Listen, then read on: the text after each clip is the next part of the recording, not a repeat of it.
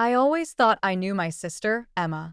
She was younger than me by 3 years, and for most of our lives, we were close. At least, I thought we were. I'd look after her when our parents were busy. I would pick her up from school, make sure she did her homework, and we'd watch movies together. In my eyes, she was the quiet one, the one who never sought attention, who always seemed to be hiding behind the image of being sweet and innocent. I never suspected she harbored anything darker beneath the surface. It wasn't until that night, everything changed, that I realized I was wrong.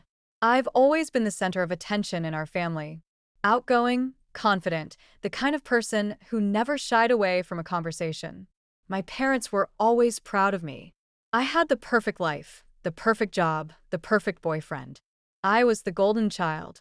But Emma always seemed to fade into the background, overshadowed by me in every possible way.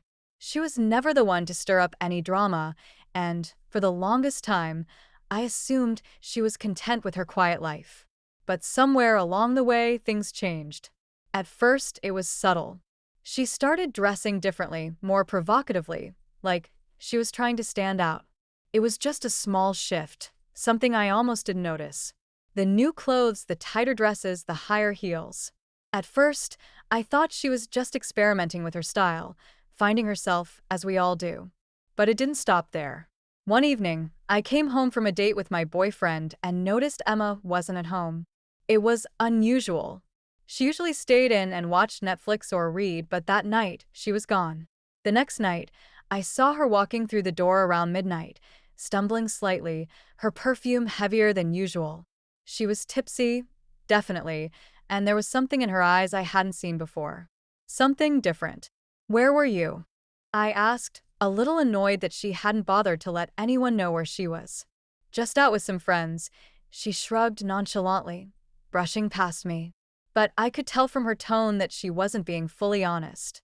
Emma was always the type to be transparent, but now it was as though she was keeping things from me. I didn't press it, but something gnawed at me. I started paying attention more closely. Late nights, expensive clothes, the new friends she'd introduced into our circle.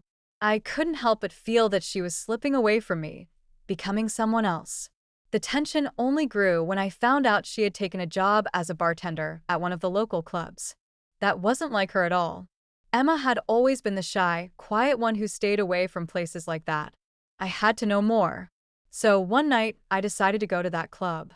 I told myself it was just to check on her, make sure she was okay. But deep down, I think I knew I was doing it out of curiosity. I wanted to see this new side of her for myself. I walked into the club, the bass from the music vibrating in my chest. I scanned the crowd, the neon lights blinding me for a second before my eyes locked onto her. There she was, behind the bar, laughing with a group of men. She was wearing a black mini skirt, a tight tank top, and her makeup was bold, her lips painted a deep red that I hadn't seen her wear before. She wasn't the quiet, reserved Emma I remembered. She was confident, even seductive in a way that made my heart skip a beat. I stood there for a moment, my feet rooted to the floor. I hadn't expected this. Then, as if sensing my presence, Emma's eyes flicked toward me. For a moment, our gazes locked. Her expression was one of surprise, but then, just as quickly, it turned to something unreadable. She excused herself from the group of men and walked toward me. "What are you doing here?" she asked, her voice calm but with an edge of irritation. I, "I was just worried about you," I stammered, trying to keep my voice steady. "You've been coming home late a lot. I just wanted to make sure you were okay." She stared at me for a moment, her lips curling into a small, almost knowing smile. "I'm fine, Rena," she said coolly. "I'm just having fun. You should try it sometime." There was something in her tone that made my stomach churn. She wasn't the same girl anymore. It was like she was daring me to question her, to confront her. But I couldn't. Not yet. Something about her was off. "Just be careful," I muttered, turning away. I could feel her eyes on me as I walked out of the club, but I didn't look back. I didn't know it yet, but that night marked the beginning of everything unraveling. The next few days were filled with uncertainty. Emma continued to come and go as she pleased, her behavior growing more erratic, more unpredictable. I couldn't shake the feeling that something was terribly wrong. And I had to know the truth, even if it meant discovering things I wasn't ready to face. I couldn't let go of the image of Emma that night in the club. The way she had looked, so confident, so different, kept playing in my mind. I tried to brush it off, thinking maybe I was just overreacting, but something inside me told me I was missing something. It wasn't until a few days later that the pieces started to fall into place. I had just finished work and was about to head home when I got a text from Emma. It was strange, because we hadn't really spoken much lately, and she usually didn't reach out unless it was something important. "Rena, I need to talk to you. Come by my place later. It's important." I didn't know what to expect, but my gut told me that this wasn't just some casual conversation. I was nervous, but I pushed the feeling down and told myself I was being dramatic. When I arrived at her apartment later that night, the door was slightly ajar and the faint sound of music drifted from inside. It wasn't her usual style of music. It was more upbeat, something with a heavy bass, almost as if she was trying to drown out her thoughts. I knocked once before entering. "Emma?" I called out. She didn't answer right away, but I heard footsteps approaching. Emma appeared in the doorway, looking stunning, as always. She had on a tight leather jacket, dark jeans, and high-heeled boots. But it was her eyes. There was a darkness in them now, a lack of the innocence I remembered. "Come in," she said, stepping aside. "We need to talk." I walked in, unsure of what to say or do. She led me to the living room, where a bottle of wine sat on the table, half empty. She didn't seem surprised to see me, though I knew she wasn't expecting a visit either. Something about her presence made me feel like a stranger in my own sister's life. "I've been meaning to tell you something," Emma said, sitting down on the couch, her fingers tapping nervously on the bottle. "I'm not who you think I am." I swallowed hard, my chest tightening. "What do you mean?" She sighed deeply, the weight of whatever she was about to say heavy in the air. "You think I've just been living my quiet little life, don't you? Playing by the rules, being the good girl. But I'm not. I never was." I wasn't sure what she was getting at, but I sat down across from her, trying to piece it all together. "Emma, what are you talking about?" I asked, my voice coming out shaky. "What's going on?" She looked at me for a long moment, then stood up abruptly, walking to the window. "You remember the night I started working at the club? I told you it was just a job, but that was a lie. I didn't just get that job for the money." I felt a chill run through me. "What do you mean? Why are you telling me this now?" She turned back to face me, her eyes locked on mine with a cold intensity one hadn't seen before. "Because I'm tired of hiding it, Rena. I've been doing things I'm not proud of, but it's who I am now. I'm not some innocent girl you can protect anymore." I felt my breath catch in my throat. "What things?" She paused, as if weighing whether to continue. Then she dropped the bomb. "I'm seeing someone who's been taking care of me. But not in the way you think. He's a regular at the club. He's the one who's been showing me a different side of life. A side I've come to enjoy." My heart pounded in my chest. "What do you mean, taking care of you?" She let out a bitter laugh, shaking her head. "I'm not a little girl anymore, Rena. I've grown up. I've learned to enjoy the power I have. I'm not just a bartender. I'm someone who gets paid to make men want me, to give them what they want. I'm his girl now. And I like it." The words hit me like a punch to the gut. I couldn't breathe, couldn't process the betrayal I felt, but also the confusion. This wasn't the Emma I knew. She had always been shy, always the quiet, reserved sister. How could any part of her, have turned into this? "You've been sleeping with him?" I asked, my voice trembling. Emma didn't hesitate. "Yes. And not just him. There's more. There are men who pay for my time, for my attention. I get what I want and they get what they want. It's that simple." I felt a wave of nausea rise in my stomach, the world spinning around me. How could this have happened? How could I have missed it? How could I have been so blind to the changes she was making? "I just wanted to feel powerful, Rena," Emma continued, her voice low and almost desperate. For once in my life, I wanted to control something. I wanted to stop being invisible. And now, I don't care what anyone thinks. I looked at my sister, this stranger standing before me, and realized that I didn't recognize her anymore. She was no longer the girl I had spent my childhood with. She was someone completely different. "You're hurting yourself, Emma," I said quietly, the weight of the moment crashing down on me. "This isn't the answer." She shrugged, her expression unreadable. "Maybe it is. Maybe it's the only answer I've ever had." The room felt colder now, the silence stretching between us like a chasm. I didn't know how to bridge that gap, how to bring her back from wherever she had gone. I didn't know if I even wanted to, but I had no choice. I had to accept that my sister wasn't who I thought she was anymore. The air between us was thick, and I couldn't stand the silence. I didn't know what to say, how to respond. All of the familiar feelings of protectiveness I had for my younger sister seemed to dissolve in an instant. In their place, something darker was creeping in: disappointment, anger, and confusion. I tried to find the words, but nothing came out. How could she do this? How could she be so reckless? Emma had always been someone I could count on, someone who had always been a part of my world. But now, I felt like I didn't even know her.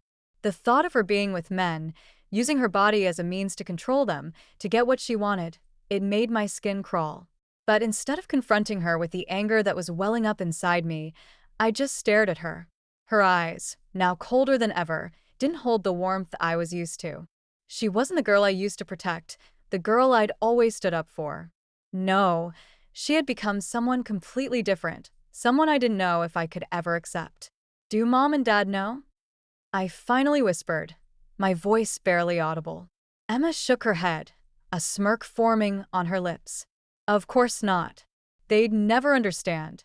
They'd never see me for who I really am, for what I've become. They still think I'm their sweet, innocent daughter. I couldn't let them find out. I don't want to disappoint them any more than I already have." The bitterness in her voice stung. "You think they'd be disappointed in you?" I asked, trying to wrap my head around what she was saying.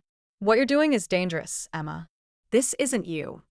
She crossed her arms, leaning against the wall, a distant look in her eyes. "It's who I am now, Rena. I've changed.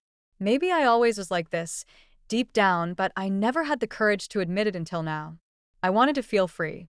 I wanted to feel powerful. And I'm finally getting what I deserve." I felt sick. My own sister was telling me this, and I couldn't tell if she even realized the gravity of what she was saying. She was rationalizing her actions as if they were some kind of empowerment, but it wasn't. It was self-destruction. She didn't see it, though. She was too far gone in this new life she'd created for herself. "I get that you want control, but this isn't the way to go about it," I said, my voice tight. This isn't freedom, Emma. You're just selling yourself out for some illusion of power." She rolled her eyes, a sneer pulling at her lips. "You wouldn't understand, Rena. You've always had everything handed to you. You've always been the perfect one, the one who could do no wrong. You don't get it, but that's okay. I don't need you to get it." Her words stung more than I was willing to admit. But I knew she was just lashing out, trying to defend the decisions she had made. And the truth was, I didn't understand. I didn't understand how she could throw away everything we'd been raised with, everything she'd once believed in. I stood up, pacing the room, my mind racing. I didn't know what I expected to come from this conversation. I thought maybe she'd see the light, maybe she'd snap out of this. But deep down, I knew it was wishful thinking. Emma was beyond reasoning, and the worst part was that I felt powerless to help her. "I don't know what to say, Emma," I admitted, my voice trembling. "I never thought you'd end up like this. I never thought you'd. You never thought I'd be more than the little sister who needed protection, huh?" She cut me off, her voice sharp. "Well, I'm not that girl anymore. I don't need you, Rena. I don't need anyone." The words hung in the air like a heavy fog. She was right. She didn't need me anymore. And that realization hit me harder than anything she'd said up to that point. My little sister, my innocent little sister, had grown up in ways I hadn't prepared for, and now she was beyond my reach. "Emma, I said, my voice cracking. I don't want to lose you. You're my sister. We're family. This isn't you. Please come back. But Emma just shook her head, a cold smile on her face. I never was the person you thought I was, Rena. Maybe you just never looked closely enough. Her words felt like a slap to the face, and I suddenly realized that there was nothing I could do to change her mind. She had chosen this path for herself, and there was no turning back. I could feel my heart breaking as I looked at her. The person I had always protected, the person I had always thought I knew, was gone. In her place was someone I didn't recognize. Without another word, I turned and walked out of the apartment, my chest heavy with the weight of everything we'd just discussed. I didn't look back as I left because I knew that if I did, I wouldn't be able to hold it together. The sister I once knew was gone, and all I could do now was watch as she spiraled further into a life I couldn't save her from. Days passed, but I couldn't shake off the feeling of emptiness that had settled in my chest. Every time I closed my eyes, I saw Emma's face, the coldness in her eyes, the bitterness in her voice. It was like she had become a completely different person, someone I didn't know, someone I didn't even recognize. I tried to focus on my life, tried to push the thoughts of her aside, but it wasn't easy. Every time I went home, I wondered if she'd be there. Every time I checked my phone, I wondered if she'd text or call, maybe finally coming to her senses. But she didn't. She didn't reach out. And I wasn't sure if that made me sadder or angrier. I couldn't stop thinking about that night at her apartment, her confession echoing in my mind. She didn't care about anyone anymore. Not our family, not me. All she cared about was the power she had found in this twisted new world she had built for herself. I knew I couldn't keep pretending everything was okay, that we were fine, that my sister was still the person I once loved. She had crossed a line I couldn't follow. There was no saving her anymore. I had to accept it. It wasn't until I heard from our mom that I realized just how far Emma had fallen. It was a phone call, a casual one at first, but then Mom's voice dropped, and I could hear the concern in her words. "Rena, I need you to come over," she said, her voice shaking. "I think we need to talk about Emma." I immediately felt my stomach drop. Something was wrong. I hadn't heard from Emma in over a week, and now Mom was worried. I rushed to her house, my heart pounding with fear. When I arrived, Mom was sitting on the couch, her hands clasped tightly together. She looked older, more tired, and the weight of the conversation she was about to have with me was evident. "Have you heard from Emma?" she asked, not looking at me. "I tried calling her, but she's not answering. And, Rena, I think something's wrong." My heart stopped. "What do you mean? What's going on?" Mom hesitated, her eyes filled with concern. I saw her at the club. She didn't know I was there, but I saw her. And she was with someone. Someone dangerous. He was the one who—" She stopped herself, unable to finish. A chill ran down my spine. "What happened, Mom?" She sighed, looking defeated. "I don't know, Rena. I don't know if she's in danger, or if she's just so far gone that she doesn't care anymore. But I'm scared. I'm scared that she's going to do something irreversible." The words hung in the air, and for a moment, everything stood still. My worst fears were coming true. Emma, the sister I'd grown up with, the sister I had once protected, was completely lost to a life she had chosen over her family, over her future. I didn't know what to do. I didn't know how to help her anymore. All I could do was stand there, powerless, watching as she spiraled deeper into something I couldn't fix. As the days turned into weeks, I distanced myself. I tried to move on, to accept that Emma had made her choices, and there was nothing I could do. The hurt, the confusion, and the betrayal never truly went away, but I learned to live with it. Sometimes, the most painful thing was not the act of betrayal itself, but the realization that someone you loved had chosen a path you couldn't follow, a path that left you behind. I never heard from Emma again. She disappeared into that world she had created for herself, and I had to learn to let go. Maybe she had found what she was looking for: power, control, freedom. But in the end, she had lost everything that had once mattered. And I was left with the memory of the sister I used to know, the sister who had once been a part of my world. The person she became wasn't my sister anymore, and there was nothing I could do to change that. If you haven't subscribed to our channel yet, I'd really appreciate it if you took a moment to click that button. I put a lot of effort into searching through Reddit so you can enjoy the stories I've found just for you. You already know what to do. Comment what you think about this story, I'll respond to you. See you in the next video.